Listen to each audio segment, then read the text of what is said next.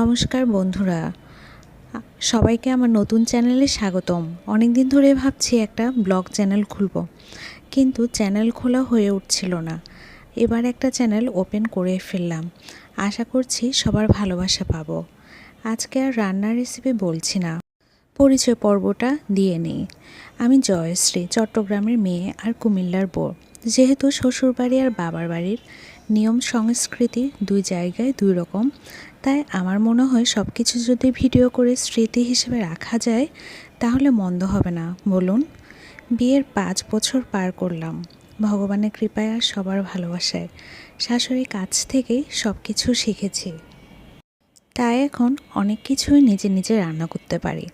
আপনাদের সাথে সব কিছু শেয়ার করব, পাশে থাকবেন। আর ভিডিওটি অবশ্যই ভালো লেগে থাকলে প্লিজ আমার নতুন চ্যানেলকে সাবস্ক্রাইব করে দিবেন, একটি করে লাইক এবং কমেন্ট করে দিবেন। আজকে রান্না করছি রোস্টের মাংস, দেশি ছোট মুরগি দিয়ে। রোস্টটা সবসময় শাশুড়ি মা রান্না করেন, কিন্তু আজ ইচ্ছে হলো নিজে রান্না করি, তাই একটু ভিডিও করে রাখলাম।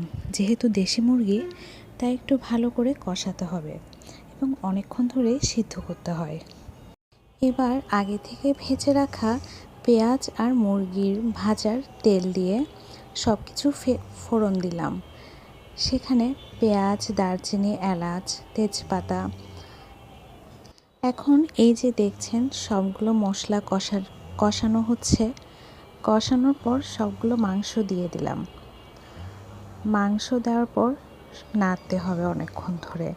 যেহেতু দেশি মুরগি, আগে বলে দিয়েছি অনেকক্ষণ ধরে কষাতে হবে এবং সিদ্ধ করতে হবে, তাই আমি অনেকক্ষণ ধরেই কষালাম। কষানোর পর এখন জল দিয়ে দিলাম। জল দিয়ে আবার একটু সিদ্ধ করব। এখানে কিন্তু অবশ্যই গরম জলটা আমি ব্যবহার করেছি। আমি চেষ্টা করি সবসময় মাংস এবং সবজি রান্নায় গরম জলটা ব্যবহার করতে, তাহলে রান্নার স্বাদটাও ভালো আসে। অনেকক্ষণ ধরে কষানোর পর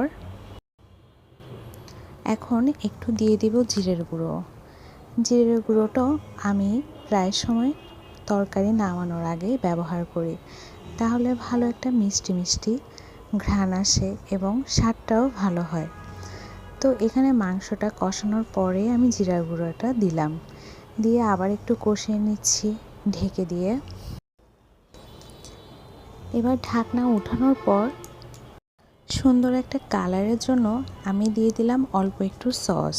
টমেটো সসটা আমি এখানে ব্যবহার করেছি, যেহেতু ঘরে টক দই ছিল না। আর আমি সবসময় একটু সহজভাবে রান্নার চেষ্টা করি।